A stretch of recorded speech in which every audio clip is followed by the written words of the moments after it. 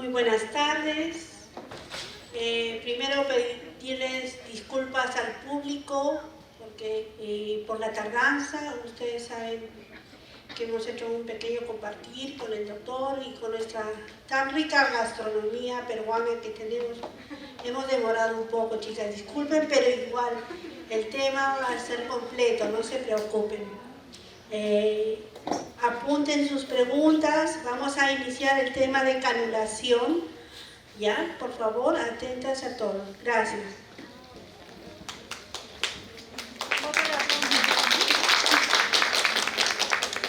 Vamos a continuar con esta sesión de la tarde, en este mini curso, super curso que Patricia me ha obligado a hacer, ¿no?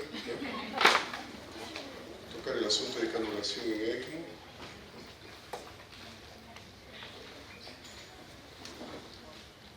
El ser humano en sus diferentes edades tiene datos antropométricos diferentes, ¿eh?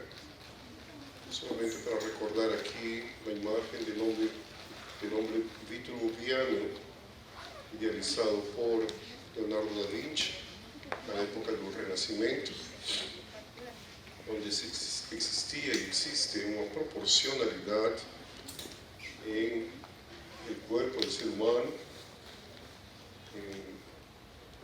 y según la edad también tenemos esas características que tienen que ser tomadas en cuenta toda vez que hablamos en ECMO, porque somos de diferente tamaño, de diferente envergadura y obviamente eso va a influenciar en la cantidad de sangre que el ECMO tendrá que devolver para poder conseguir sus objetivos, sea en la parte respiratoria, sea en la parte del soporte cardiocirculatorio. Entonces, para eso tenemos que tomar en cuenta también cuáles son los vasos que estamos canulando, ¿eh? Principalmente en la situación del abordaje periférico. Esos vasos están dentro de una anatomía normal. Esa yugular, ¿eh? Ya no estuvo relacionado a algún evento de canulación o de un catéter que hizo un hematoma, un pseudoneurisma en una anterior canulación, o una cateterización que nos puede provocar problemas a la hora de canular esa yugular nuevamente. Tenemos a veces en los pacientes con doença aterosclerótica y, por qué no, doença coronariana, que infartan el choque cardiogénico, muchas veces tienen otros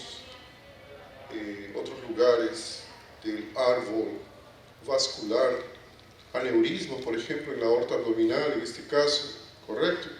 Todas esas situaciones, a veces por la emergencia, por la urgencia, contribuyen a eventos que pueden complicar el abordaje de esos accesos para el ECMO. El ECMO, en sus modos más comunes, dreno la cavidad derecha, sangre poco saturada, bomba, membrana, devuelvo sangre saturada a través de una arteria femoral periférica, ECMO veno arterial periférico, dreno la cavidad derecha, una cánula extensa hasta la vena cava inferior. Aquí tenemos bomba, después la membrana y devuelvo esa sangre oxigenada a través de una cánula en la yugular interna derecha que llega hasta la aurícula derecha. Es el ECMO veno-venoso. ¿Okay? ¿Cuáles son los objetivos de la canulación por fin? El máximo de drenaje sin obstrucción de los vasos. Quiere decir, no necesito obstruir totalmente los vasos para poder tener un drenaje adecuado, obstruir con las cánulas obviamente.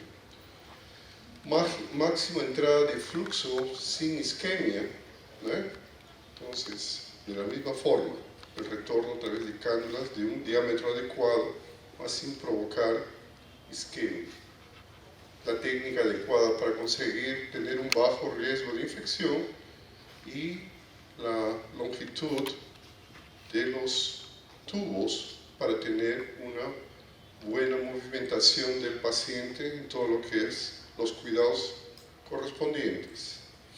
Cuando nosotros vemos la forma de las cánulas, ya habíamos visto alguna cosa en la mañana, estas cánulas son las que se utilizan durante la circulación extracorpórea, son cánulas más cortas.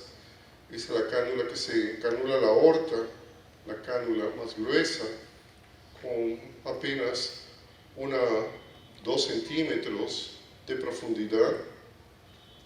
Y la cánula de drenaje de la aurícula derecha, la cánula más corta también, donde se gradúa para drenar el atrio derecho y la vena cava inferior, ¿no? Haciendo un drenaje más efectivo.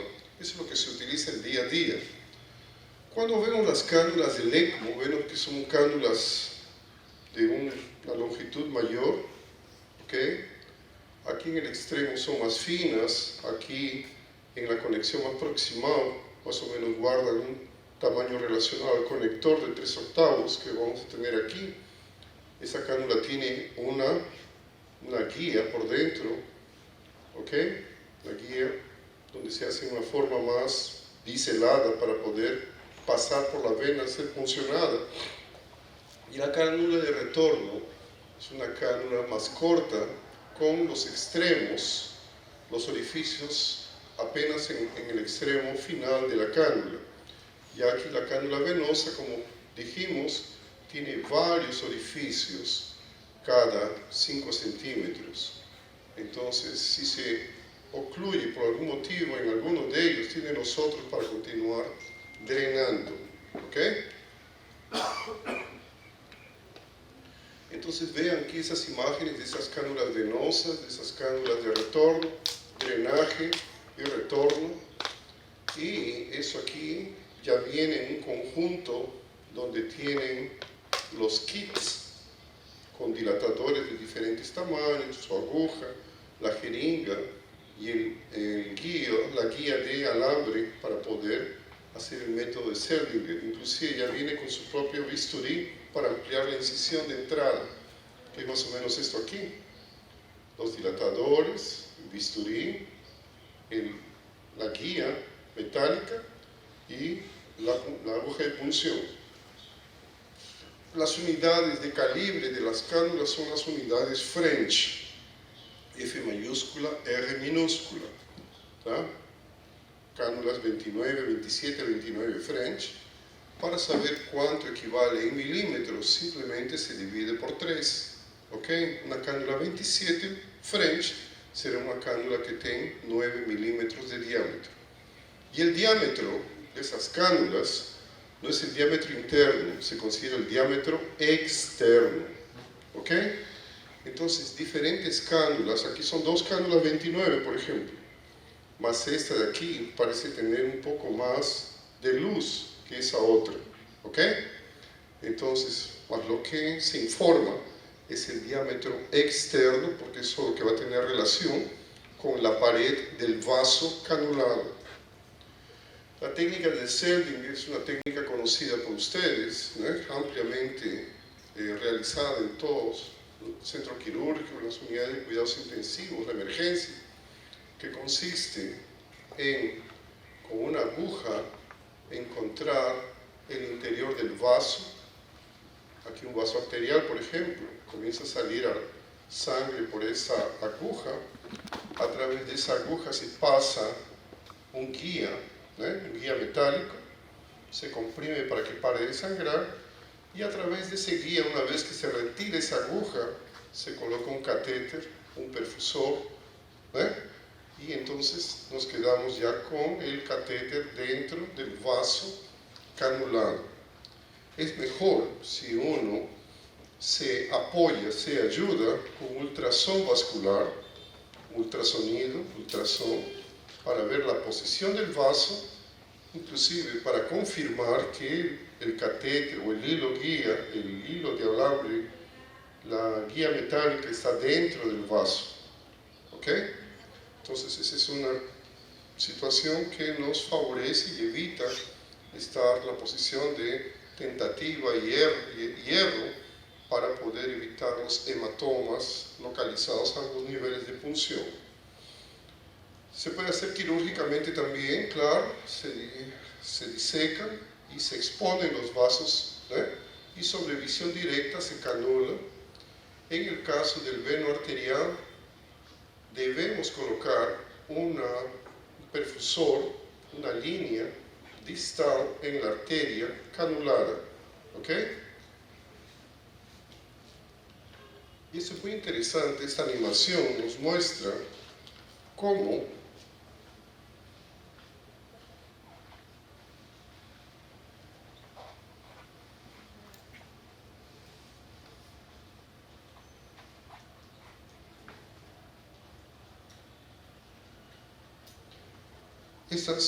al interior de los tubos, de los circuitos, vienen con moléculas parecidas con la heparina que fijan la antitrombina 3, y esa antitrombina 3 ya atrapa a la trombina y la inactiva y no puede hacer más coágulo, generando una especie de anticoagulación, ¿correcto? Entonces, esa es la forma como moléculas de la cobertura interna de la superficie de los materiales se ocupan o funcionan como coberturas para poder garantizar cierto grado de anticoagulación. Como dijimos, si yo necesito suspender la heparinización, la anticoagulación, por un determinado evento que el paciente está sangrando, me cabe la posibilidad de tener un resguardo porque ese circuito interno está recubierto con algún tipo de sustancia parecida a lo que hace la heparina, ¿ok? Esa es la forma como funciona. Cuando se habla del ECMO veno-venoso, vemos aquí, ¿ok? Tenemos una cánula que llega a la vena cava inferior, se conecta con un tubo que está conectado a la bomba centrífuga. Esa bomba centrífuga se conecta a la membrana que recibe oxígeno, devuelve la sangre a través de una otra cánula que colocada por la yugular llega hasta la entrada de la vena cava superior en el atrio derecho, más o menos en esta imagen ampliada, ¿ok? La cánula de drenaje y la cánula de retorno. ¿Cuál es la idea? Para que ustedes fijen más una vez el concepto. Esta sangre oxigenada va a seguir un rumbo preferentemente a través de la válvula tricúspide, ventrículo direito, arteria pulmonar, ramos de la arteria pulmonar, y va en dirección de la circulación pulmonar para llegar al lado izquierdo del corazón ya saturado, mismo que no existe intercambio gaseoso a nivel del alveolo, de la membrana alveolo capilar, que por el problema, seguramente es una SAR, es una intoxicación, es una neumonía grande, importante, no puede hacer intercambio gaseoso. Entonces, esta es la forma como yo tengo que dejar las cánulas en posición en el ECMO veno-venoso, ¿cierto? Aquí también existe otra forma de colocar aquí una aproximación de lo que estamos hablando, la cánula de drenaje y aquí la cánula de retorno, mostrando cuál es lo que se pretende, qué es lo que se pretende hacer, que ese flujo que está viniendo con la cánula de retorno vaya directamente a través del ventrículo direito para el resto de la circulación pulmonar y que ya el ventrículo direito me empuje esa sangre arterializada directamente para el circuito del corazón izquierdo, ¿correcto? Ese es el ECMO veno-venoso. Obviamente, nosotros tenemos que tener cuidado que esas cánulas no queden muy cerca, que por lo menos tengan una distancia de 15 centímetros, ¿ok? Deben estar separadas 15 centímetros, porque si no, vamos a tener lo que se llama de recirculación. Todo lo que se devuelve por aquí va a ser aspirado por esa de aquí, y nada, o muy poco, va a pasar para el lado derecho, que es lo que nos interesa, que es el motivo de haber colocado a ese paciente en ECMO. ¿Ok? Entonces, fijando la idea. Drena aquí un sangre poco saturado por la cava inferior, la cánula, bomba, membrana y devuelve por la cánula que está colocada por la vena yugular. La idea es que se oriente para el ventrículo derecho. Alguna cosa no pasó, no fue aspirado por la cánula, entonces también entrará junto, de suerte que ese rojo bien vivo no va a ser tan vivo porque va a haber cierta cantidad de sangre que no entró aquí, no fue drenado y no viene por la cánula superior. De suerte que aquí ya viene para la circulación pulmonar, ¿ok? Y nos da una saturación en la arteria radial de 85 a 90%. Ese es el motivo por el cual no se tiene una saturación de la sangre en el territorio sistémico de 100%, ¿ok? Hay una mezcla entre la sangre que no es drenada y la sangre que no viene también por la cava superior, que disminuye la saturación.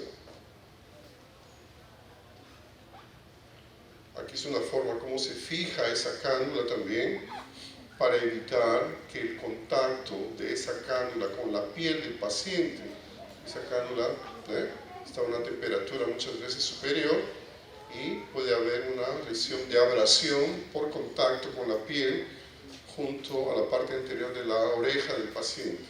¿Okay? Cuando hablamos de canulación fémoro-femoral dentro de un ECMO veno-venoso, significa que trabajamos por la parte de los vasos femorales. ¿Cómo es esto?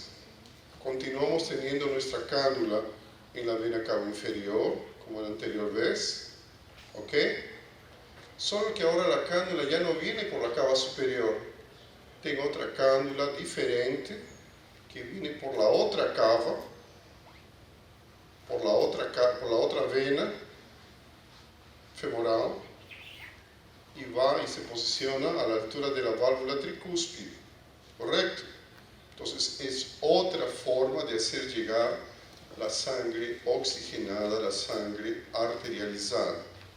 Y eso fue muy frecuente en el inicio de la pandemia, porque todo el mundo tenía miedo de trabajar cerca del tubo endotraqueal de los pacientes con COVID.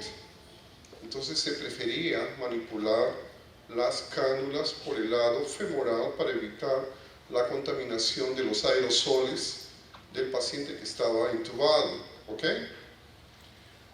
Y la longitud de los tubos tiene que ser suficiente porque uno tiene que movilizar a esos pacientes, están sedados, están curarizados, necesitan de una fisioterapia y una movimentación para evitar las escaras, y muchas veces tenemos que pronar los pacientes en ECMO. Después se demostró que eso valía la pena hacer cuando el paciente estaba en los primeros días de haber sido canulado en ECMO. ¿Okay? Nosotros fuimos los primeros, fue uno de los primeros que hicimos esto en Brasil. ¿Okay? Este es un paciente nuestro. Entonces, vean ahí, existen las cánulas que mencioné también, que son las cánulas de duplo lumen. Son cánulas muy interesantes. Esa cánula, por ejemplo, tiene un ramo donde aspira la sangre, bomba, membrana, y devuelve por la otra, ¿ok? Y esa otra, el lumen es central para aspirar, es aquí, proximal y distalmente, y para enviar tiene un orificio en el centro. Olha ahí qué interesante. Eso aquí se coloca sobre imagen conseguida en la fluoroscopía, en la sala hemodinámica o de radiología. Observen aquí esa cánula de duplo lumen en el ECMO veno-venoso. Aquí la sangre que está poco oxigenada, y aquí la sangre que está retornando, un rojo más vivo, más sangre oxigenada.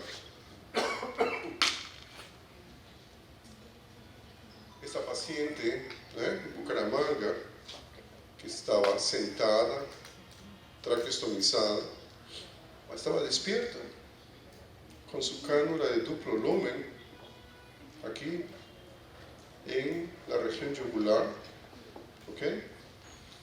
Donde ya la preparan, estaba mucho tiempo en ECMO, y podía hacer su rehabilitación, podía hacer sus actividades y una rehabilitación más adecuada, ¿ok? Que es mucho más fácil que tener dos cánulas, una en el cuello y otra en la región inguinal. Los problemas más frecuentes con el ECMO veno-venoso, esta es una situación que sería adecuada, ¿no? Una distancia adecuada, drena, y por aquí se devuelve la sangre. Cuando están muy cerca esas cánulas sería el efecto de la recirculación, está muy próximo, entonces todo lo que regresa es nuevamente aspirado y poco va de efectivo para la circulación pulmonar. No se pretende hacer esto y no ganamos nada, ¿no? Absolutamente nada. No se cumple el objetivo del ECMO para el cual fue indicado. Y es aquí cuando utilizamos cánulas muy pequeñas, de diámetro, de calibre menor de lo que es necesario, que no se adecúan a la cantidad, al flujo que ese paciente necesita. Por eso que no se jala lo suficiente, no se devuelve lo suficiente, entonces todo lo que llega en términos de retorno venoso sistémico pasa normalmente para la circulación como si fuese un shunt, ¿no? Misma cosa, no estamos haciendo absolutamente nada también, que puede ser una de las causas que mismo en ECMO el paciente continúe en hipoxemia. Solamente para graficar más para ustedes, cánulas muy pequeñas, muy cercanas, lo que debería ver aquí, todo, parte es recirculado, entonces aquí la oxigenación de esa cánula comienza a mostrarse elevada. Uno hace una gasometría en el sistema de drenaje y va a ver que la saturación está muy alta. ¿Por qué? ¿De dónde está viniendo tanto oxígeno? Obviamente, la cánula de retorno. Aquí la cánula de drenaje y la cánula de retorno, muy cerca, muy próximas. Entonces, yo tengo la cánula aquí, la cánula de drenaje, membrana, devuelve oxigenado, más mucho y alguna cosa regresa nuevamente para la cánula de drenaje. Entonces mi saturación, que debería ser 60%, está arriba de lo normal, superior a lo que se espera. 80% significa que está viniendo sangre arterializada, significa que las cánulas están recirculando, ¿ok? Y cuando se hace la gasometría en la posición de la arteria radial, no va a venir por lo menos ese 90%, 85% que estamos necesitando para retirar el paciente de su condición crítica. Va a venir 75%. Recirculación es una de las causas de ese problema. Aquí las cánulas con una coloración muy parecida, ¿ok? Entonces se recomienda tener 15 centímetros de diferencia entre la cánula de drenaje y la cánula de retorno, ¿no? Y los colombianos que son más experientes colocan esa cánula que nosotros dejamos en la cava inferior, lo colocan dentro de la cava superior y cruzan las cánulas. Aquí está la cánula de retorno, observen cómo cruzan las cánulas. Según ellos consiguen disminuir la recirculación. Otra vez el shunt, cánulas pequeñas o el paciente hiperdinamico con un gasto cardíaco elevado por una sepsis, y entonces el débito cardíaco, el gasto cardíaco supera la cantidad de flujo que le estamos entregando, devolviendo a nuestro paciente. Entonces mucho del retorno venoso sistémico se mezcla con esa cantidad de sangre que está arterializada y la hace muy pequeña para lo que ese paciente realmente necesita. Y ahí no cumple sus funciones, obviamente. Eso aquí es de lo que estamos hablando.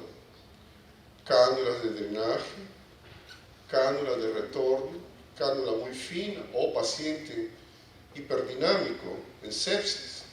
Entonces la sangre que debería ser arterializada viene mezclada con mucha sangre normal del retorno venoso sistémico y no final en la arteria radial aparece una saturación del 75%.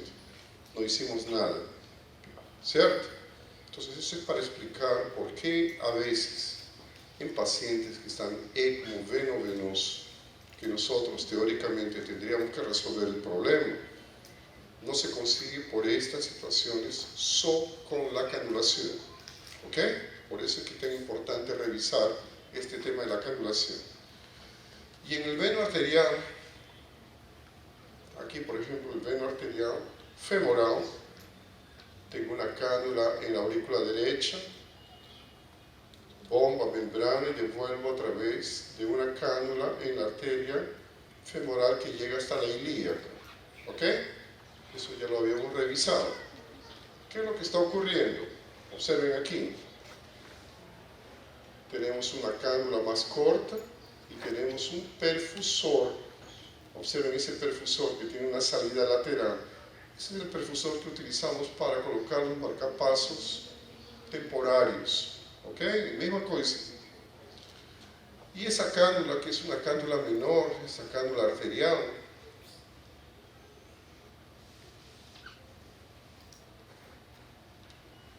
observen aquí, esa pierna es del lado izquierdo, la arteria está más lateral, la vena está más medial, y este perfusor está yendo en el sentido, está dentro de la arteria que fue canulada, mas está yendo en el sentido distal. Entonces quería que entiendan aquí un poquillo de atención, ¿cómo es que funciona esto? Aquí drena, porque esa cánula está en el corazón, drena, sangre poco oxigenada, bomba, membrana y devuelve por esa cánula arterial, que está en la arteria femoral, ¿correcto? ¿Ok? Aquí tiene una llave de 3 vías, la sangre está corriendo en este sentido. Esa llave de 3 vías está abierta, entonces tiene una sangre que está yendo por aquí a través del perfusor. Y con eso está irrigando distalmente la pierna que fue canulada. ¿Ok? Está en la misma arteria, está perfundiendo distalmente la pierna para evitar la isquemia. Aquí una situación parecida, es que la vena está en el lado derecho y la arteria está en el lado izquierdo, ¿cierto? ¿Dónde está el catéter de perfusión? ¿Dónde está el catéter de perfusión? No colocaron, ¿eh? No colocaron. Debería estar aquí. No colocaron. Después tenemos ahora aquí la pierna bien perfundida y aquí la pierna isquémica. ¿Ok?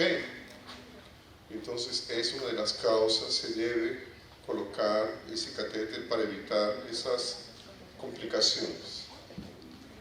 Aquí una radiografía acá de pelvis y abdomen, mostrando cómo la cánula venosa femoral sube y llega aquí hasta la aurícula derecha. ¿Ok? Observen las múltiples fenestraciones y cómo la cánula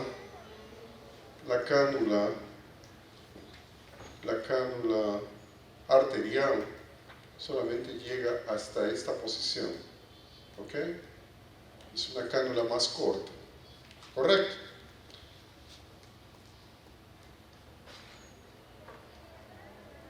Ese es el gráfico de un ECMO veno arterial simple, dreno de un sistema venoso, de una vena, membrana, y devuelvo sangre oxigenada a través de una arteria. Pronto. ¿Cierto? Ahora, ¿qué es lo que ocurre cuando el corazón comienza a mejorar? ¿Qué es lo que ocurre cuando el corazón comienza a mejorar y el pulmón está complicado por atelectasis, por pneumonía, ¿ok? Que no consigue hacer el intercambio gaseoso de forma adecuada? Entonces la sangre que va a llegar al corazón izquierdo es una sangre poco saturada. Lo que va a aparecer por la vía de salida y va a pasar a través de la aorta, a raíz de la aorta, va a ser una sangre poco saturada. La gasometría en la radial del lado derecho va a tener menos oxígeno que la gasometría en la radial del lado izquierdo. Por este motivo, porque en algún punto de este arco aórtico se encontraron el flujo que venía de la ECMO con la cantidad de sangre que venía del pulmón que estaba apareciendo en el corazón. Si el corazón mejora un poco más, este punto de encuentro no es aquí, sino es aquí un poco más abajo. Entonces es ahí donde nosotros mostramos la imagen del paciente que está bien saturado en la parte inferior de la ECMO y está poco saturado en la parte superior, por lo que viene de los pulmones y que llega al corazón. Más oscuro arriba y más bien saturado abajo. Síndrome de Arlequín. ¿Ok? Se puede mejorar, como hizo alguna pregunta, colocando esa arteria, esa cánula arterial, devolviendo a través de una cánula en la raíz de la aorta, viniendo de una subclavia, por ejemplo. ¿Ok? Ese es el ECMO central. Pecho está abierto, esternotomía. Coloco una cánula en el atrio derecho, en la aurícula derecha. Bomba, membrana, devuelvo a través de la aorta. Se pueden utilizar cánulas más calibrosas, mayores, que me dan un buen drenaje y un buen retorno.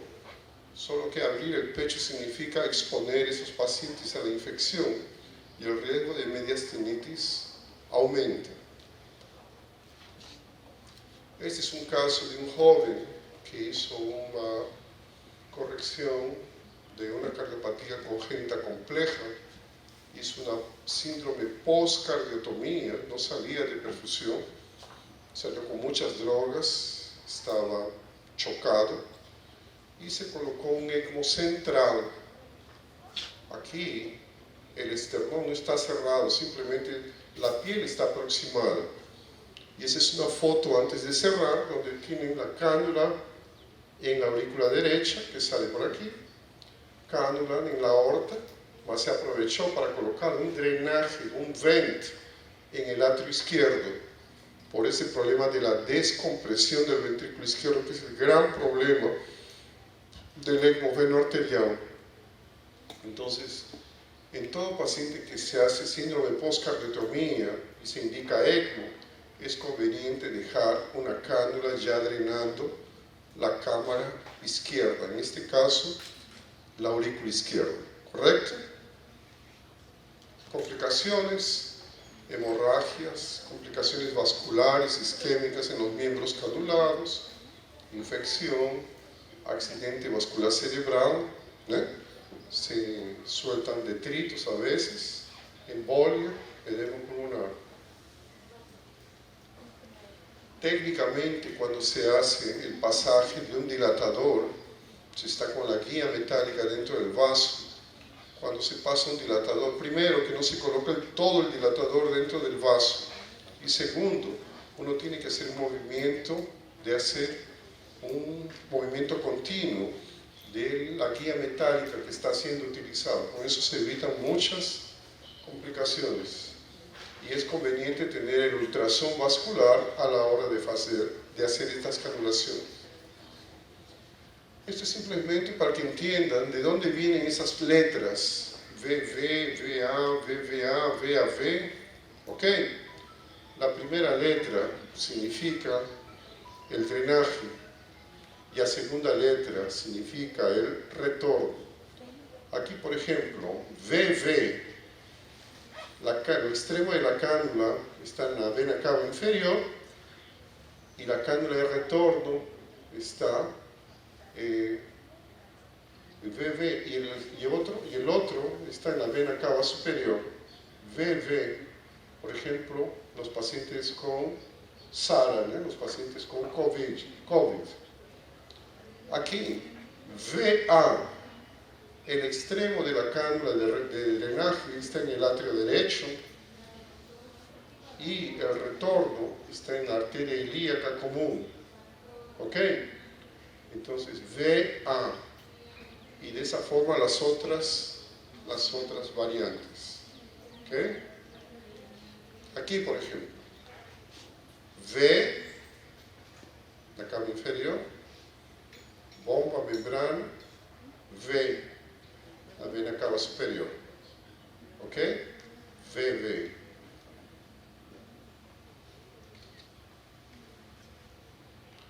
Aquí tenemos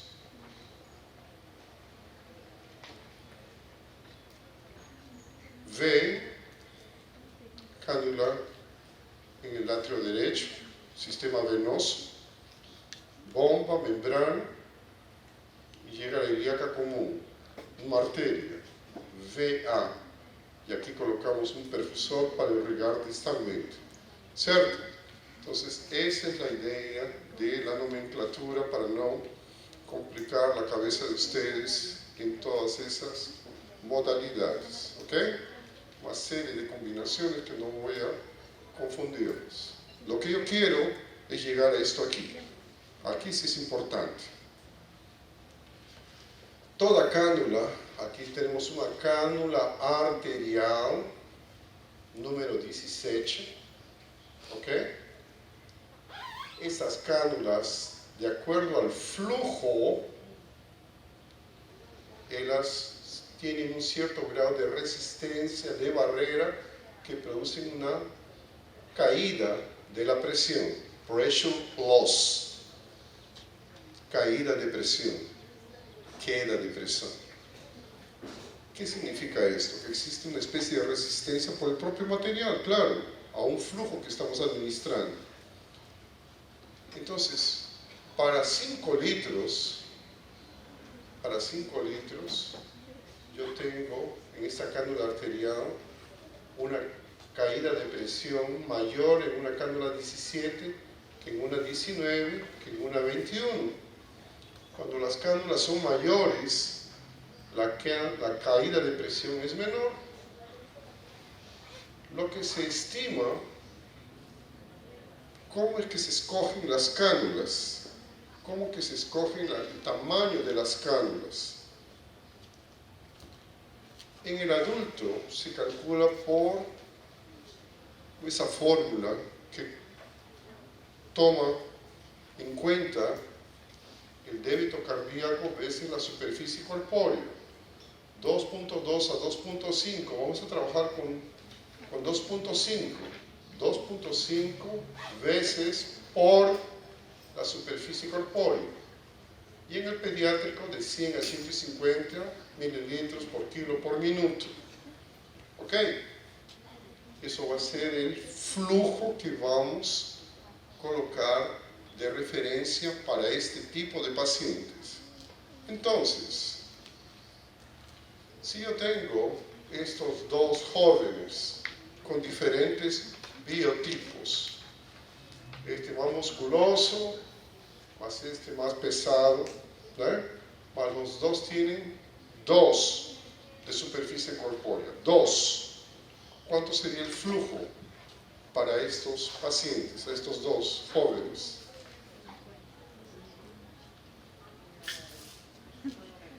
Superficie corpórea 2 veces 2.5, ¿correcto? ¿Cuánto es esto? 2 de superficie corpórea veces 2.5, da 5, ¿correcto? Entonces el flujo de la ECMO para esos pacientes es de 5 litros por minuto. ¿Ok? ¿Cómo se calcula la superficie corpórea? todo el mundo tiene celular, todo el mundo tiene Google, es solo colocar altura y peso, ahí se calcula en esa fórmula que el Google da de superficie corpórea, fácil. Aquí yo di ya que salía 2 de superficie corpórea, ¿cierto? Entonces, si yo tengo varias cánulas, estoy hablando de cánulas arteriales, tengo una cánula 15, 17, 19 y 21. Cánula arterial, cánula de retorno, ¿correcto? ¿Sí? Entonces, los pocos que están despiertos me están siguiendo. Esa caída de presión que todas las cánulas producen para un determinado flujo. Yo voy aquí al flujo que estoy calculando, que es 5. ¿Correcto? Yo necesito dar 5 litros por minuto para ese paciente. Si yo coloco una cánula 17, voy a tener una caída de presión de más de 160. Si yo coloco una cánula 19, voy a tener una caída de presión de por lo menos 110. Si yo coloco una cánula 21, voy a colocar una cánula de 60. Lo que se preconiza es que la caída de presión por una determinada cánula de retorno, una cánula arterial, no debe pasar de los 80 milímetros de mercurio. ¿Correcto? Entonces, si aquí para 5 litros que necesitan de flujo, yo tengo aquí 60, está abajo de los 80. Con esa cánula 19 está en 100, supera el 80. Esa 17 está en 160, ¿no? Más de 160 inclusive. Entonces la que más se adecua para el flujo que yo necesito es la cánula número 21. Esa es la forma como se calcula la cánula arterial. Primero calcula el flujo, se obtiene la superficie corpórea y toda marca de cánulas tiene que entregar para ustedes la brochura de las características de caída de presión que tienen sus cánulas. Uno no puede utilizar una cánula de Meditronic DLP con una cánula de Edwards, son diferentes. Vamos aquí, a ver, las que están despiertas, a ver aquí, todo el mundo. Vamos a calcular ahora cómo se escoge la cánula de drenaje. La cánula de drenaje. ¿Cómo se calcula? Aquí tenemos una cánula venosa, cánula de drenaje, ¿correcto? Tenemos una cánula 15, 17, 19, 21, 23, 25, 27 y 29. ¿Cuánto es el flujo que esos jóvenes necesitaban? ¿Cuánto era el flujo? 5 litros. ¿Ok? Aquí está la caída de presión. Entonces yo voy aquí, necesito 5 litros. Si yo coloco una cánula 21 French, yo voy a tener una caída de presión de 100. Si yo coloco una cánula 25, yo voy a tener una caída de presión de 60. Si yo coloco una cánula 27, yo voy a tener una cánula menos que 40. Y si yo coloco una cánula 29, voy a tener poca caída de presión porque es una cánula más gruesa, más calibrosa, prácticamente 20. Entonces, ¿cuál es la cánula que yo escogería? Cuando la referencia, eso aquí te está tapando, ¿no? ¿Cuál sería la referencia? Ya no es como en la arterial que eran 80, aquí en la cánula de drenaje es 40, ¿correcto? Entonces, las cánulas de drenaje que consigan tener una caída de presión menos de 40 son las que pueden ser utilizadas con seguridad. En este caso tendríamos una 27 y una 29, ¿correcto? Entonces ahí son dos opciones que ustedes pueden hacer. Si eventualmente la doctora María Flor, o Flor de María, bueno, María Flor, Flor de María, las dos formas, o Flor. Si la doctora Flor nos dice, Juan, más ese paciente me está señalizando que va a entrar en sepsis. Si entra en sepsis, va a tener un débito cardíaco, un gasto cardíaco mayor, entonces yo voy a necesitar un flujo mayor para ese gasto cardíaco que él va a tener, ¿correcto? Entonces, para conseguir un débito cardíaco mayor, seguramente voy a necesitar jalar más, drenar más. Entonces, entre dos opciones, entre 27 y 29, yo escojo la mayor para poder resolver ese problema que la clínica, la intensivista, está me apuntando, ¿correcto? ¿Yo para entender más o menos? ¿Ok? Lorena Pinto, ¿está todo bien? Ok. Entonces, no se olviden que el ECMO es por algún motivo, para llegar a alguna cosa, para recuperar, para colocar un sistema tal vez de mayor duración o para colocarlo en el trasplante. No se coloca ECMO simplemente para dar una satisfacción a la familia, ¿cierto? Ni prolongar una agonía cuando estamos con el paciente chocado 3 días y nos vienen a pedir que ahí se acordaron que tenemos un ECMO en el hospital, ¿cierto? Entonces ahí también me apunten ahí, anoten, ¿eh? Cualquier pregunta, los que quieran ir para Fortaleza, los que quieran nos sigan por las medias, Treinamento CityCore, ¿ok? Treinamento CityCore en el Instagram, ¿cierto? Y ese aquí es mi email, ¿tá? Los que quieran hacer pasantías, los que quieran hacer visitas, los que quieran algún contacto en Brasil para otras especialidades, estamos a disposición, que yo me siento muy, muy feliz de poder ayudar a nuestros amigos, ¿correcto? Muchas gracias.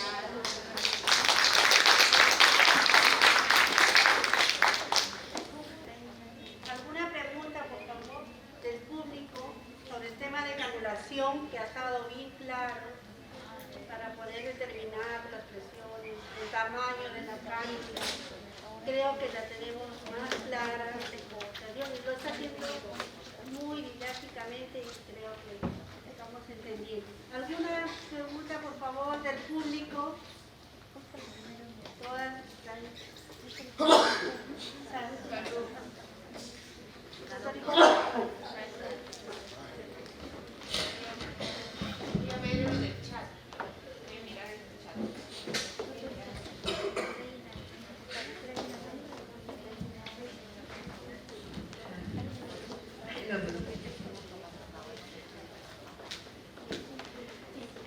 Gracias, doctor Mejía. Realmente excelente la ponencia, con información muy valiosa, incluso habiendo leído y hecho muchas secciones, los datos, los detalles, se los agradecemos. Nosotros a veces tenemos dificultades que no contamos con todo el número de cánulas, tenemos, digamos, siempre un stock muy reducido. Y habitualmente tenemos eco siempre para medirlo. ¿Qué diámetro general para las arterias y las venas es posible decir? ¿Cuánto deben incluir como máximo para no tener problemas de tipo obstructivos? El número que no puede ser olvidado es una cánula de drenaje número 25, que sirve para los adultos, hombres y mujeres. Y la cánula de drenaje y la cánula de retorno, uno tiene que tener 17 y 19. 17 para las mujeres y 19 para los hombres. Entonces, con esos 3 tipos de cánulas, ustedes tienen 80% de chances de dar resolutividad a las necesidades de sus pacientes. Son cánulas que no deberían faltar. ¿Okay? 25 de drenaje y 17 y 19 de retorno arterial. Ahora, ultrasón es importante, eso es una cosa que yo recomiendo que exijan de ustedes mismos y de la gente del centro quirúrgico, porque observo que más días, menos días, estos van a ser procedimientos corrientes, aquí en Lima, aquí en el Rebagliati. Entonces, si se hace una política de buenas prácticas, de canulación con ultrasón, guiado por ultrasón, yo creo que se está ganando tiempo. Eventualmente, si ustedes, como habíamos conversado en ese delicioso almuerzo que me convidaron, eventualmente, si llegamos a un acuerdo de traer toda la simulación realística para Lima con ustedes, yo voy a incluir también aspectos sobre canulación utilizando ultrasón como parte de la simulación realística, ¿cierto? Porque yo creo que hace la diferencia. Yo, que soy de otra época, tuve que adherir a esa modernidad porque disminuye las complicaciones en términos de hematoma, en términos de punción del vaso inadecuado, en términos de mortalidad y morbidad. ¿Ok? Muy bien, doctor. Muchísimas gracias por su ponencia. Definitivamente un voto de aplauso, por favor, chicos.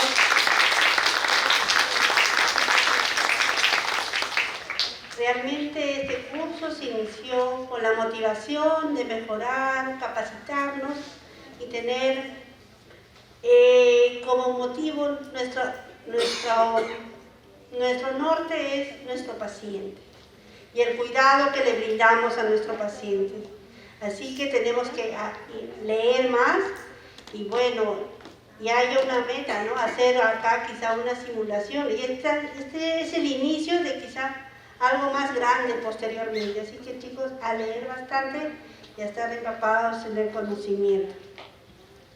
Bueno, el doctor...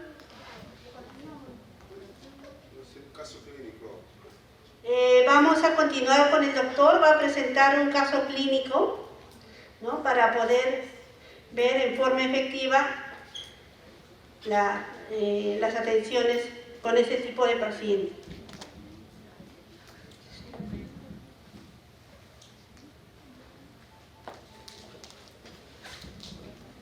Creo que es el momento en cuanto baja aquí de la nube la presentación. En términos de canulación, existen algunas cosas. Veo aquí muchas enfermeras que son las que cuidan y adecuadamente, apropiadamente las cánulas, que podríamos aprovechar para la experiencia nuestra, ¿no? Muchas veces la cánula está bien protegida, bien limpia, mas tenemos que tener cuidado que en la fijación, ese punto que está alrededor de la cánula, muchas veces la entrada de la cánula crea isquemia y ese punto va aflojando. ¿Ok? Entonces, no solamente se observe si está con material purulento o está con material exudativo, sino también si está bien fijado, que muchas veces está lindo, maravilloso con las gasas y los aditamentos para colocarse en la piel.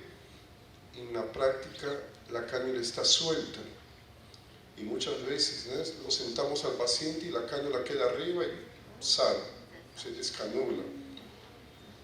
Cuando se descanula, las chances de sobrevida del paciente son muy pocas, muy pocas. Nosotros hemos tenido suerte en 2 casos de recolocar la cánula, estábamos cerca. Si eso ocurre cuando no estuviésemos cerca, no habríamos conseguido salvar al paciente. Entonces, ya me queda esa recomendación a ustedes, ¿ok? Déjame ver si ya bajo aquí.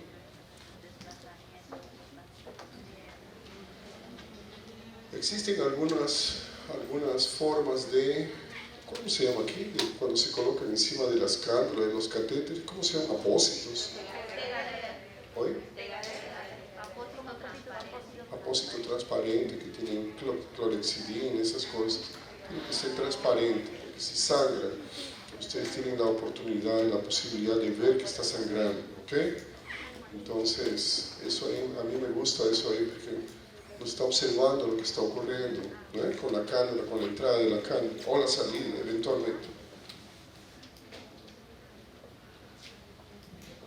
Muy bien, vamos aquí. Ahora yo quiero la participación de todas ustedes. Ese es un caso real. Es un caso real del Hospital de Mesellano, donde trabajamos. ¿Ok? Es un caso clínico, un caso de la vida real.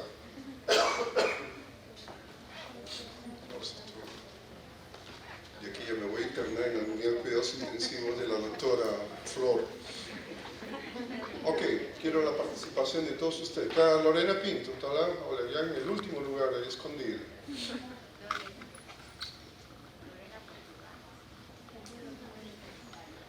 Caso clínico, es un joven de 17 años. La historia de ese paciente, más o menos 2 semanas, comenzó con un dolor en la pantorrilla derecha. A lo largo de la primera semana comenzó a quedar más ruborizado, rubor, calor y dolor a la palpación de la pantorrilla derecha. Dolía cuando caminaba, jugaba pelota, tranquilo, normal. Y comenzó cerca 2-3 días antes del evento agudo a sentir dor torácica inespecífica, y él sentía que tenía dificultades para inspirar profundamente. ¿Ok? Ese muchacho comenzó a sentir una especie de una fiebre en las tardes, tomaba un antitérmico, pasaba, y fue a la procura de un establecimiento médico básico. Le dieron un analgésico, un antiinflamatorio y lo mandaron para su casa. Más el desconforto torácico y esa dificultad en la respiración aumentaron. Entonces él decidió ir a una unidad donde es más, tiene mejores médicos, en fin, eso aquí en Fortaleza. Y cuando llegaron allá se asustaron por el tamaño de la pierna y porque el paciente estaba pálido, el paciente estaba sudoreico y estaba entrando en insuficiencia respiratoria. Cuando midieron la presión, el paciente estaba con 80/60 de presión, joven de 17 años, 1,75 m, 65 kilos de peso, delgado, ¿no? Yo quiero que me hagan preguntas para completar aquí las cosas, la historia clínica, me pregunten los exámenes y vamos conversando en relación a ese caso de la vida real. Lorena, ¿qué preguntarías? Historia clínica primero.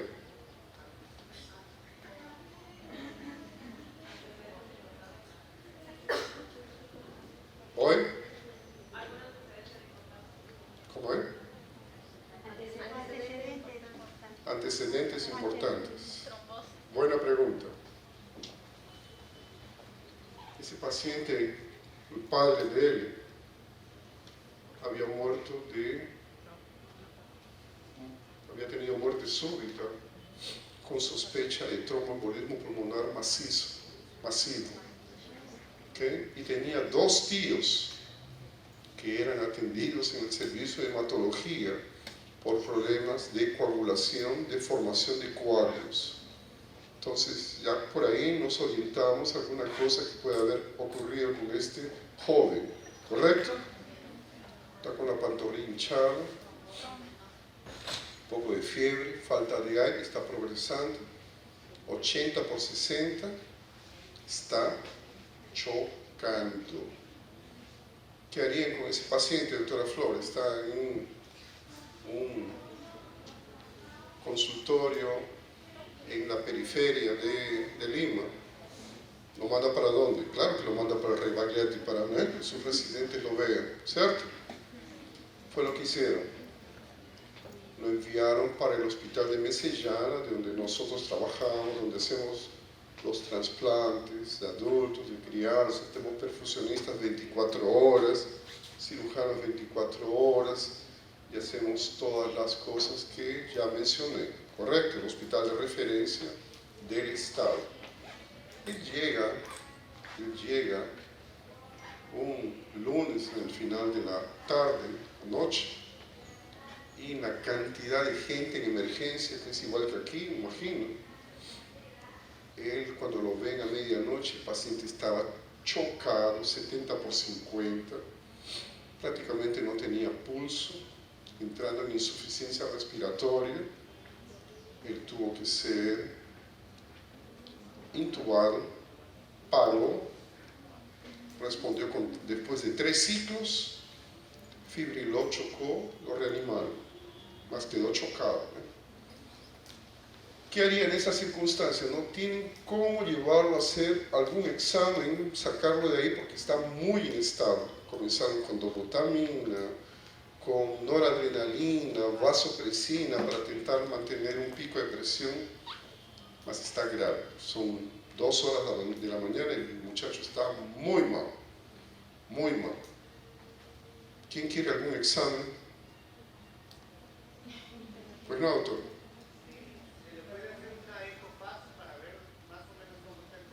Eco.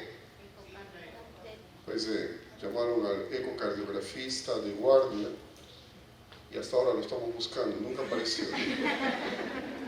Aquellas cosas que solo Freud explica. Descargó mi celular, no estaba, aquella cosa y tal. ¿Y el scan ¿Hoy? pulmonar? ¿Hoy? ¿Scan pulmonar? La tomografía, no lo podían mover porque el hombre volvía a parar. Y la sala de emergencia donde se encontraba este joven es una sala de reanimación, de emergencia para 6 camas. En ese momento habían 18 pacientes, uno así estacionados, en fin. ¿Hoy? Yo tengo problemas de audición por tanto uso de sildenafil, entonces por favor. Exámenes de laboratorio. Sí, el paciente estaba de dímero aumentado, PCR también aumentado, hemoglobina en 12, ¿cierto? Urea y creatinina estaban normales hasta el momento, y plaquetas normales, eso ahí, ¿no? Ahora, los marcadores de dímero y PCR estaban lá encima, que fueron antes de la parada, ¿no? ¿Qué más? Ya no piden más el electrocardiograma aquí en Lima,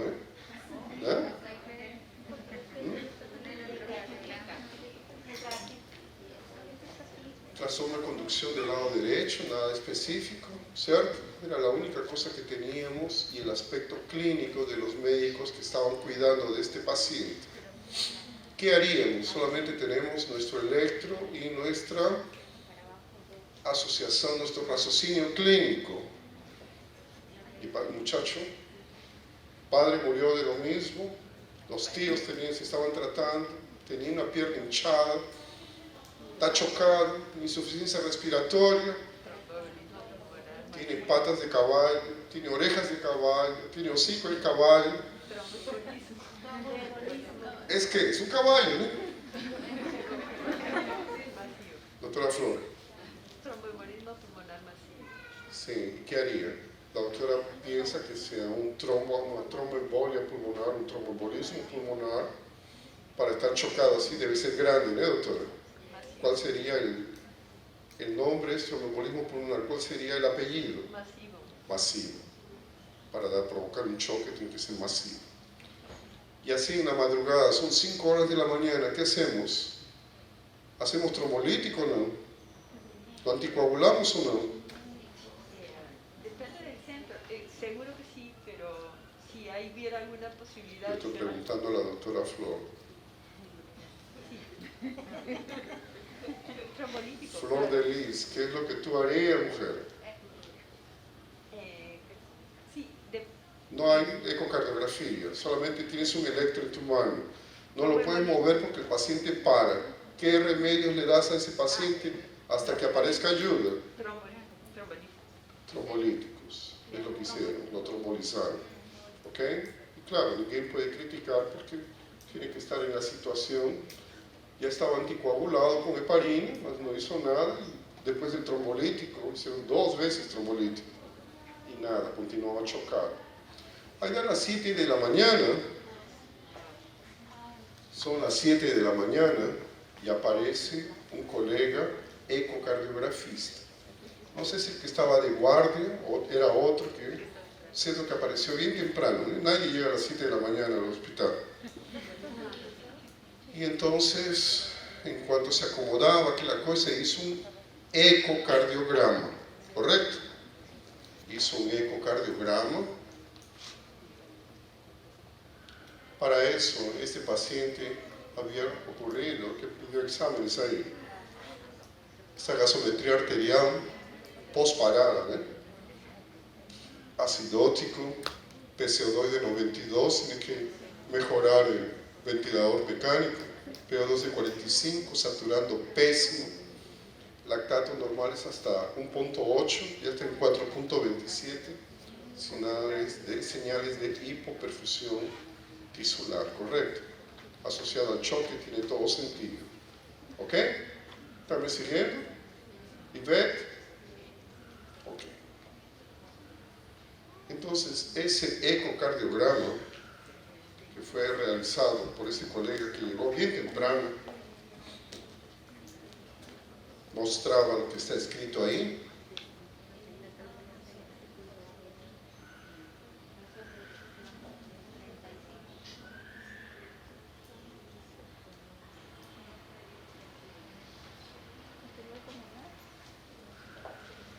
Claro que era postparada, el ventrículo izquierdo está hipocontráctil, más el ventrículo derecho está totalmente distendido. ¿Eso apoya o no apoya el diagnóstico presuntivo que habíamos colocado de tromboembolía pulmonar, tromboembolismo pulmonar, Lorena? ¿Apoya o no apoya? ¿Hoy? Voy a entender que sí, apoya. ¿Ok? Entonces tenemos un ecocardiograma que dice que el ventrículo derecho está distendido, el ventrículo izquierdo postparada también no está bien. Y aquí vemos, en esas 4 cámaras,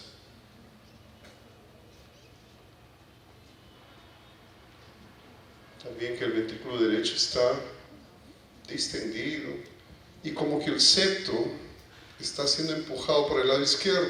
No sé si observaron. El izquierdo está más vacío y el derecho está lleno. Hola, qué interesante.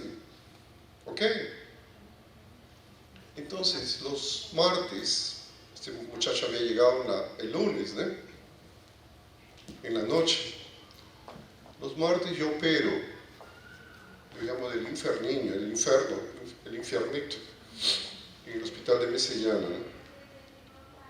Y cuando llegué a las 8 y poco, me avisan, primero doctor, todas las salas de cirugía están ocupadas, hubieron cirugías de emergencia durante la noche, los pacientes de ayer sangraron y tuvieron que ser reoperados durante la noche, ya estamos reoperando el segundo, y tengo un vascular ahí de emergencia, todas las salas están ocupadas, no tiene sala de cirugía. Entonces, complicó, ¿no? Mi cirugía de hoy día va a comenzar más tarde. Y ahí ellos me dicen, tiene un paciente para el señor, así dicen cuando usted, en portugués para el señor, ¿no? Para un señor, ¿no? Tiene un paciente para usted evaluar en la emergencia. Cuando dicen así con toda pompa, significa, tiene una cosa muy difícil para usted. Cuando fui en la emergencia, realmente encuentro un joven totalmente pálido, intubado, aquel espectáculo dantesco de lo que el viento se llevó, aquel filme, ¿no?, de la guerra de los confederados contra... totalmente lleno, no había por dónde pasar para ver. Es ese que está a 3 cuadras a la izquierda, ¿sí? Y el ecocardiografista estaba escribiendo ¿cómo se dice? El informe. Esto es horrible. Entonces, ahí me encuentro con él y él me muestra las imágenes, ¿no?, que había grabado, esas que estoy mostrando para ustedes. Me dice, Juan, chocado, ya comienza las historias, ¿no? El papá murió de eso, los tíos están eso aquí, yo conozco a su mamá, mentira, ¿no? Ya todo el mundo comienza. 17 años, increíble, ¿no? Digo, vamos a llevarlo a una unidad de cuidados intensivos para estabilizarlo, ¿no? No hay camas en el hospital entero, todas las camas de unidad de cuidados intensivos están ocupadas. Centro quirúrgico, de aquí a dos horas por lo menos. En esa hora, ¿en qué podríamos pensar? Voy a comenzar a preguntar. El colega ahí, ¿usted es médico? Sí. ¿Qué te parece en una situación de esas? Paciente chocado, paciente que ya habían intentado trombolizar sin suceso, tomando noradrenalina, tomando vasopresina, tomando dobutamina, un ecocardiograma que nos apoya en un diagnóstico de tromboembolismo pulmonar masivo, que no responde, continúa chocado. Un choque, en ese caso, se denomina refractario, ¿correcto? Que no responde a las maniobras convencionales. ¿Qué es lo que indicarías en ese momento? ¿Cuál es su nombre? Uber. ¿Oye? Uber.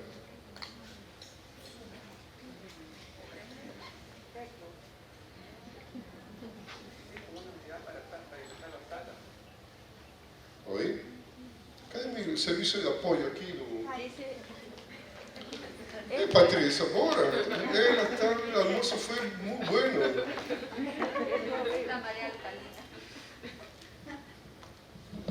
Ya conseguí que todo el mundo despertase. Uno que otro todavía está durmiendo. Póngale un cobertor ahí, por favor, una frazada ahí. ¿Puedes acercarte, por favor?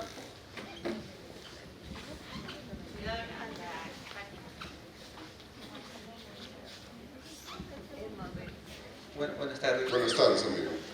No, tratar de conseguir una unidad para ingresar a sala. No tenemos en ese momento. Por eso es el caso clínico dramático que yo les estoy contando a ustedes.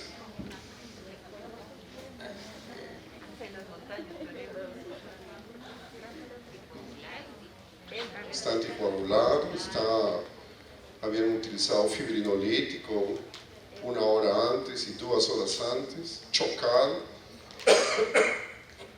ya paró.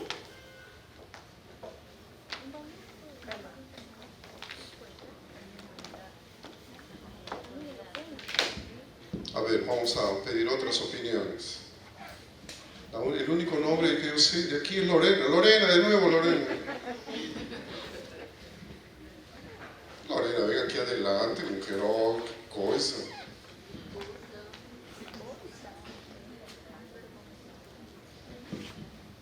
Parece que todos los médicos se fueron ahí atrás, ¿no? A mezanina. Mezanina. Le pregunté a Lorena cuándo quería ir para Fortaleza, ¿no? Y ella dice, doctor, es en diciembre, enero y febrero. Y le dije, febrero es carnaval, es por eso que quiero ir para Fortaleza, el carnaval. Lorena es residente de cirugía cardiovascular. Doc, si ya estamos pensando en un shock refractario que de repente no responde a ninguna droga y no tenemos un quirófano disponible, pues ya sería utilizar una medida más invasiva para poder darle soporte al paciente, ¿no? Porque ya lo tenemos intubado, ya lo tenemos con las drogas a tope, no tenemos una sala de operaciones disponible. Entonces ya lo que podría continuar sería, si no es la cirugía, pues un puente, un soporte a una mejoría, que en todo caso sería el ECMO, como está mencionando. ¿Tú pondrías un ECMO? Está en un shock refractario que no responde a drogas.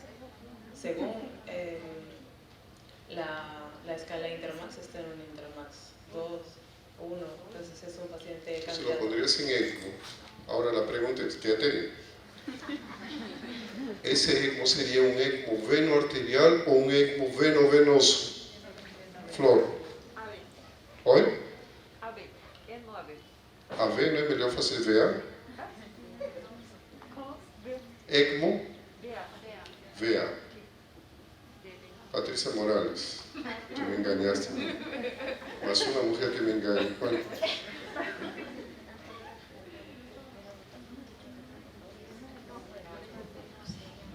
Veno arterial ou veno venoso?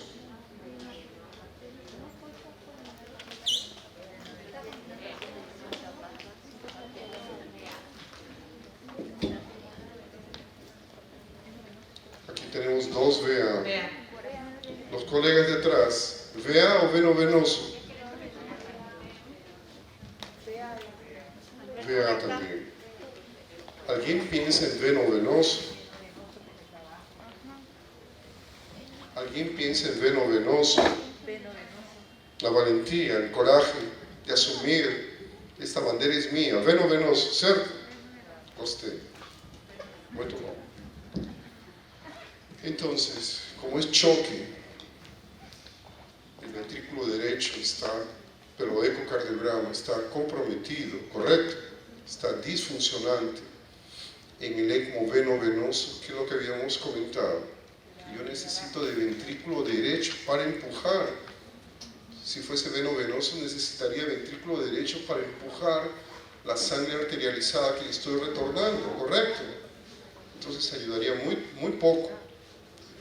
Y en otra, en el veno-venoso, toda la sangre que yo retiro por la cánula de drenaje, la devuelvo por la cánula de retorno. Y no altero la hemodinámica del paciente.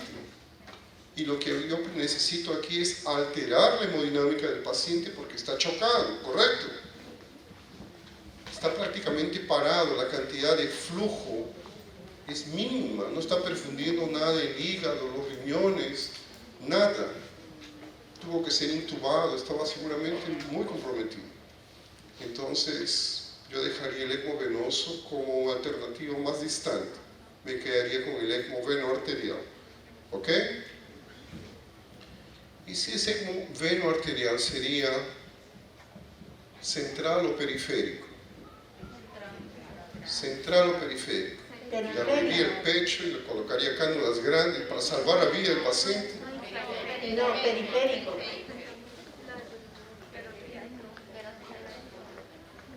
Central o periférico. La gente de allá arriba.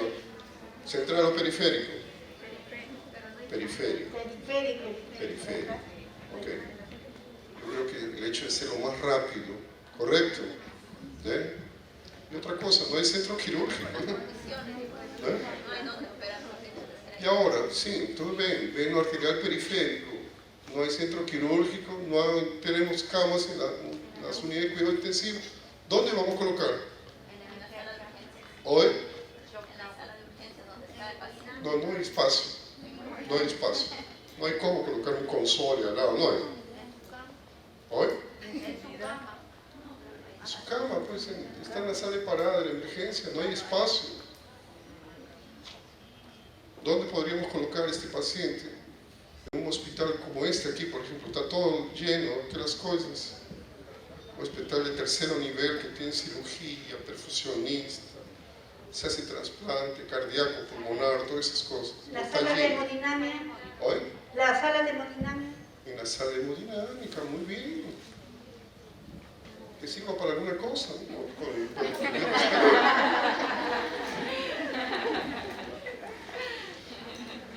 Entonces, eso fue un aprendizado para mí también. Yo llevaba a todos mis pacientes, estos últimos 4 años, llevaba a todos los pacientes para el centro quirúrgico, que es mi medio ambiente, ¿no? Y hacía el implante de las cánulas en el centro quirúrgico, ¿correcto? Algunas veces en las unidades de cuidados intensivos. Mas, esa vez, se me dio por ir en la hemodinámica y encuentro un joven que había acabado de llegar de Sao Paulo, había trabajado en el INCOR de Sao Paulo, una institución muy prestigiada, y había trabajado en los hospitales de punta de Sao Paulo, en el Sírio-Libanês, en el Albert Einstein. Y ese joven hemodinamicista, intervencionista,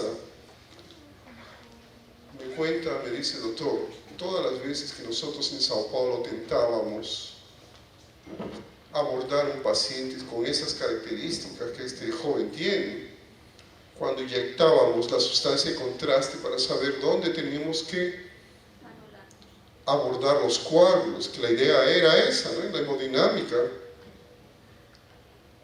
los pacientes paraban. Si existiese alguna forma de estabilizar ese paciente para ello después hacer las maniobras, sería interesante. Ahora, ¿esa estabilización sería con qué? ¿Esa estabilización de ese paciente grave sería con qué?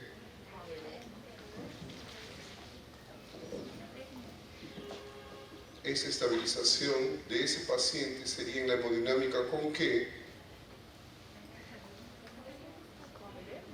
Con el ECMO veno arterial periférico. Entonces, yo fui para una cosa que era para colocar el ECMO, y ahí me vino la idea, claro, el colega fue quien me comentó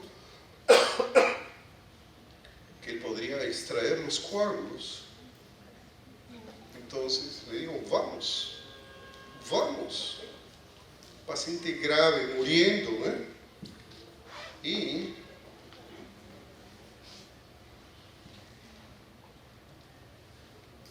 antes de llegar a esa, me permito traer ese artículo, que es un algoritmo que permite también organizar nuestro pensamiento de cómo abordar un paciente en una situación parecida. Sospecha de ECMO con choque. Si para y no regresa a una situación de estabilidad, ¿ok? ECMO veno arterial, no se discute, ¿correcto? Si él está inestable, más tiene circulación espontánea, más está chocado, da tiempo de hacer todos los exámenes, hacer la angiotomografía, el scanning, ecocardiografía, confirmar, etcétera, etcétera. Mas si parou e você conseguiu reanimarlo, esse ECMO VA, ¿correcto? ¿Ah? Ese es un artículo no tan viejo, desde 2020, y realmente es una cosa que les dejo como mensaje, ¿ok? Este otro artículo, que es de un servicio muy reconocido en el ámbito de la asistencia circulatoria mecánica de esa ciudad universitaria de Regensburg, en Alemania. Eso aquí lo firma gente de la anestesia, de los cuidados intensivos, de la cirugía cardiotorácica. Es un artículo que habla sobre el ECMO como puente para el tratamiento de embolía pulmonar masiva, como puente para la terapia, que era de eso que estamos conversando. Ese doctor aquí, Christoph Schmidt, es un amigo personal. Ya hemos dividido algunos paneles en Brasil, lo he convidado a eventos organizados por nuestro grupo en Fortaleza y fuera de Fortaleza. Y ellos dicen lo siguiente, que el tipo de ECMO depende de la situación hemodinámica como un todo, de la situación pulmonar y de la función del ventrículo derecho. Observen cómo le dan importancia al ventrículo derecho. Después, que en la situación de parada no se discute ECMO venoarterial. Si ese paciente paró o está con una función del ventrículo derecho muy complicada, en choque cardiogénico, tomando mucha droga de inotrópicos y vasoconstrictores, ECMO VA, no se discute. Mas, si você estabiliza ese paciente con drogas vasoactivas, estabiliza después de la parada, mas el problema, a pesar de una ventilación agresiva, retiene CO2, hipoxemia, precisa de PIP, aquella confusión de la ventilación inadecuada, y usted lo estabilizó con drogas, coloque el ECMO veno-venoso. Una situación conceptual es más fácil trabajar un ECMO veno-venoso, 50 veces más fácil trabajar un ECMO veno-venoso que un ECMO veno-arterial. ¿Correcto? Entonces, si usted lo puede estabilizar con drogas, ok, ya resolvió el problema hemodinámico. El problema respiratorio permanece. Entonces, asocia un ECMO veno-venoso, tal vez mejorando de esa hipoxemia o lavando ese CO2, va a mejorar también como un todo la situación del paciente. ¿Ok? Entonces, ese paciente se discutió con el equipo de la hemodinámica, de la intervención, para realizar la angiografía pulmonar y la aspiración de los trombos. ¿Ok? Y se procedió de esa forma. Fue increíble, fue increíble. El paciente estaba casi otra vez parando, no había pulso, tuvimos que disecar. La verdad siempre disecábamos a esa altura del campeonato. Arteria, vena, pasamos las cánulas, entramos en el circuito de la ECMO y José consiguió ver el cambio de coloración del paciente.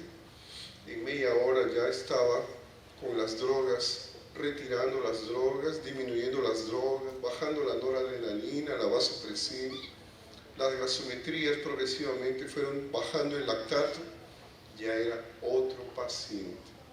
¿Ok? Ahí es donde los colegas por el lado contralateral consiguieron colocar un catéter, también improvisaron porque no había ni catéter para aspirar trombos, ¿eh? Y se observó eso aquí.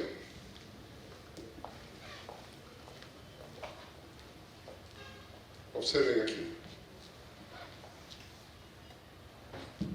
Esa es la angiografía de inicio que muestra una oclusión prácticamente. ¿Está prendido? ¿Está? Que muestra una oclusión prácticamente del hilo pulmonar del lado izquierdo. ¿Ok? Aquí tiene un poco aquí en el lóbulo superior, ¿no? ¿Cierto? Seguramente el trombolítico había hecho alguna cosa. ¿Ok? Entonces, prácticamente en el lado izquierdo y el lado derecho tenía la misma imagen.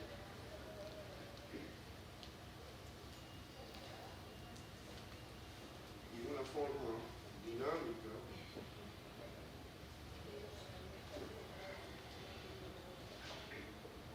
Observen aquí el tamaño de la tragedia. De aquí para aquí es coágulo, trombo. Por eso que la circulación solamente avanza hasta aquí. No tiene condiciones de llegar carga, volumen para el lado izquierdo, ¿correcto? Y es por eso que en el ecocardiograma el lado derecho está distendido, el septo está para el izquierdo y el ventrículo izquierdo está casi vacío. ¿Cierto?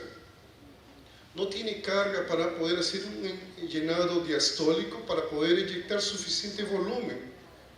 El paciente choca. ¿Correcto? Entonces, ¿qué es lo que se hizo?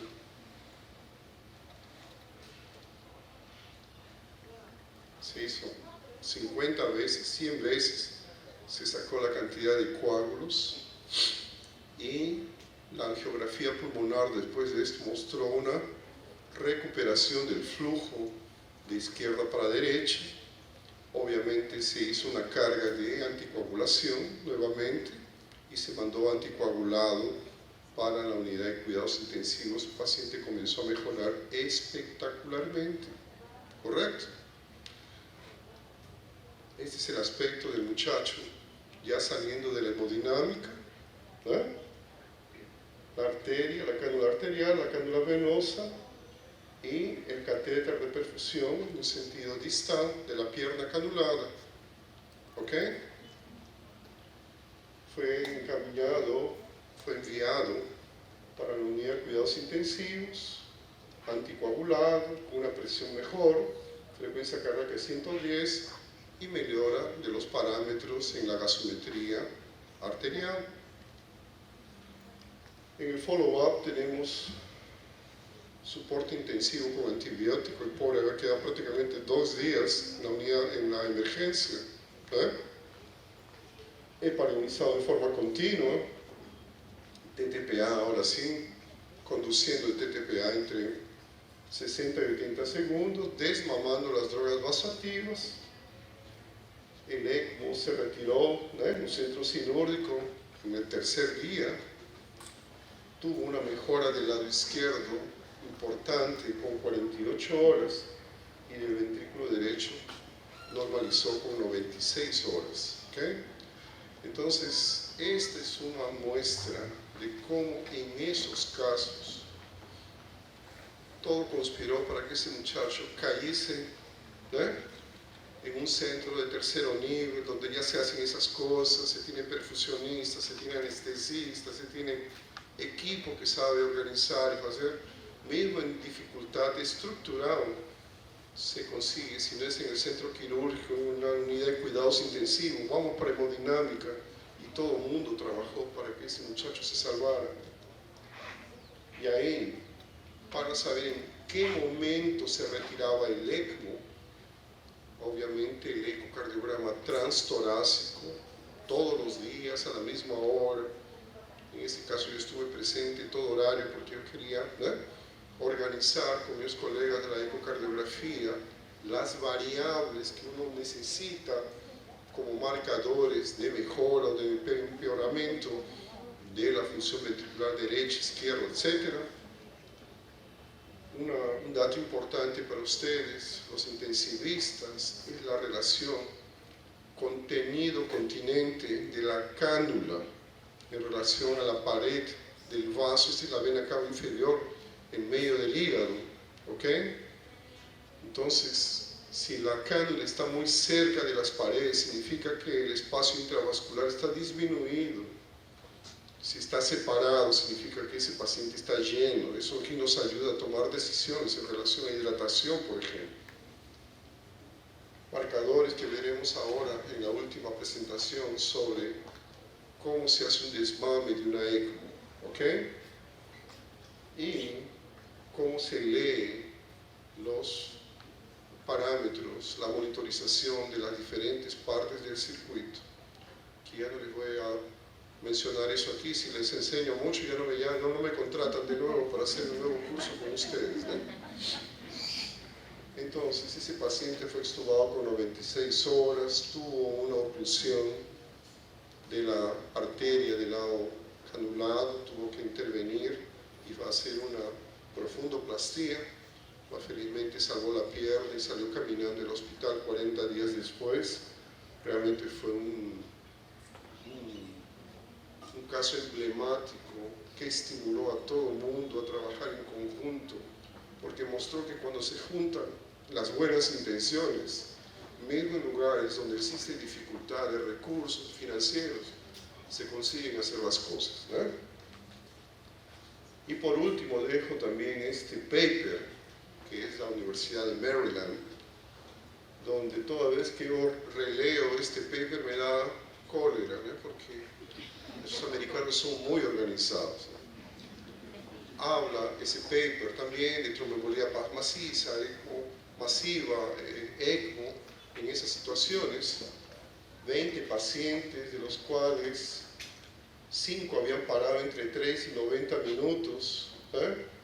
Los factores de riesgo eran trombosis venosa profunda, inmovilidad, obesidad, una cirugía reciente.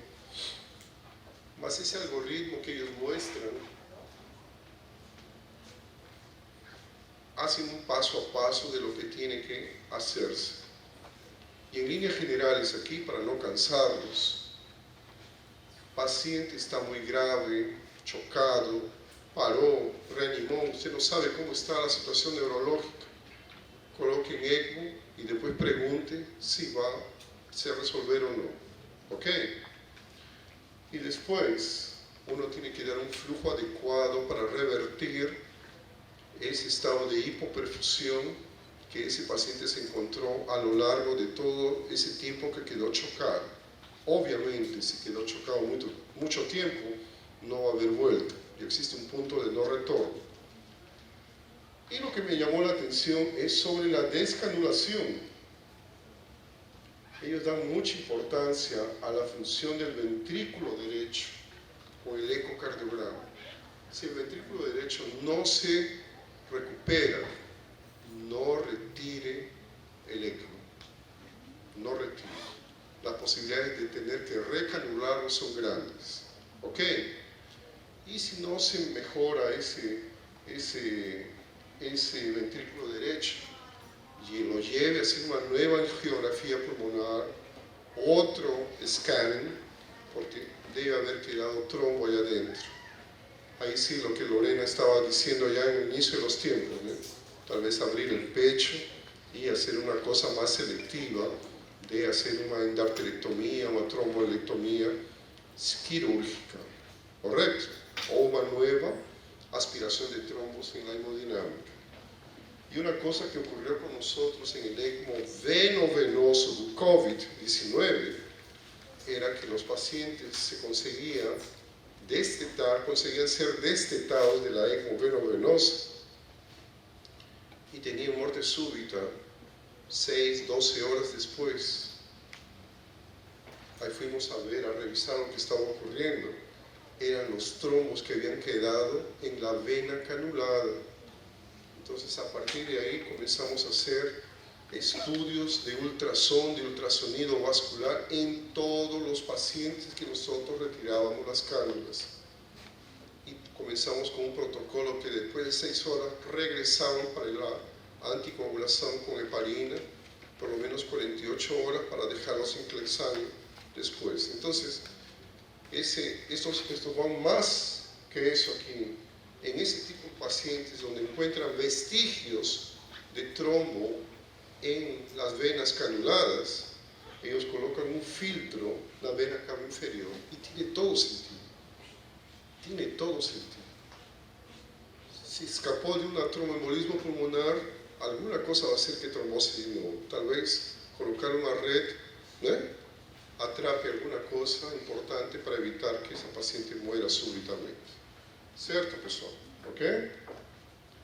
Más una vez, esta lámina, que no me canso de mostrar, ese choque del tromboembolismo masivo, es un tipo de choque obstructivo. Alguna cosa no me deja llegar la sangre del lado derecho al lado izquierdo de la circulación pulmonar. Si yo resuelvo eso, el corazón va a dar cuenta de esa situación. Fue lo que ocurrió en este joven. ¿Ok? Y análisis de las causas del choque cardiogénico, que pueden utilizar veno arterial, ECMO, veno arterial como puente, en este caso para recuperación, o para una instrumentación hemodinámica. Nosotros vemos aquí, embolismo pulmonar con falla del ventrículo derecho. Aquí, está categorizado donde ese paciente puede ser, ¿no?, de mucha utilidad, un recurso donde los grandes centros, y espero que este centro también pueda implementar un servicio de esa naturaleza. ¿Ok? Entonces, soy un gran Muchas gracias.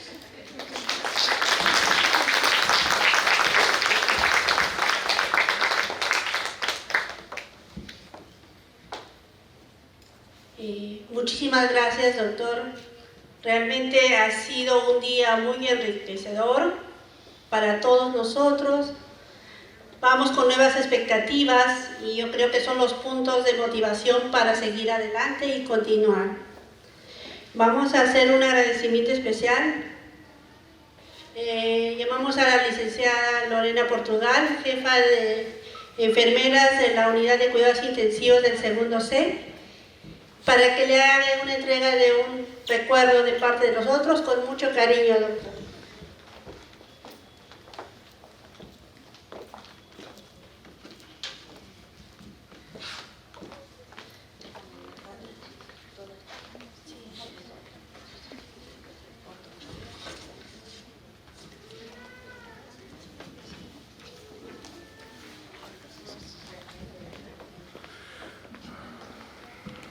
Estamos realmente muy agradecidas, doctor, ¿no?, por la deferencia que usted ha tenido con nosotros, ¿no?, de haber venido hoy día y tener full time hoy día un curso así que ha sido pues la iniciativa y realmente el equipo que fue motivado para hacer este curso.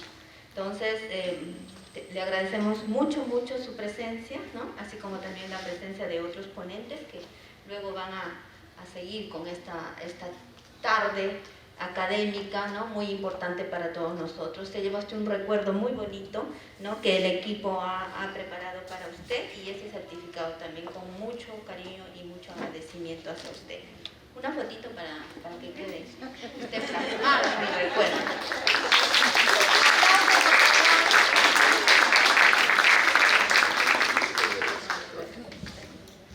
Ok, para mí fue un placer y les deseo suerte. Mucho trabajo, mucho estudio. Yo me sorprendí cuando visité algunos centros donde fui a hacer un entrenamiento en ECMO en los Estados Unidos y en Europa. Y como todos aquí en el área de salud, sigo a los líderes en determinados aspectos de nuestra especialidad. Y yo pude constatar, y eso le dejo como un testimonio mío, por ejemplo en Pittsburgh, la coordinadora, la jefa de la unidad de cuidados intensivos, llena de pacientes con asistencia circulatoria mecánica, entre ellas ECMO. Muchas veces, y eso fue confirmado por los residentes, cuando uno quiere saber la verdad de un servicio, habla con los residentes, no habla con los staff, ¿no? Y me decía, esa jefa se queda al lado del paciente, coloca una camilla, una cama al lado del paciente y no larga hasta realmente estabilizar. Quedé impresionado, porque no es solamente la parte teórica, no es solamente la parte de la fisiopatología es un compromiso, un desprendimiento. No es por acaso que se llaman los ECMO lovers, ¿no? Los ECMO lovers son aquellos que les gusta mismo el ECMO. Y ojalá que aparezcan muchos ECMO lovers aquí en el Rebagliati. Muchas gracias y hasta siempre.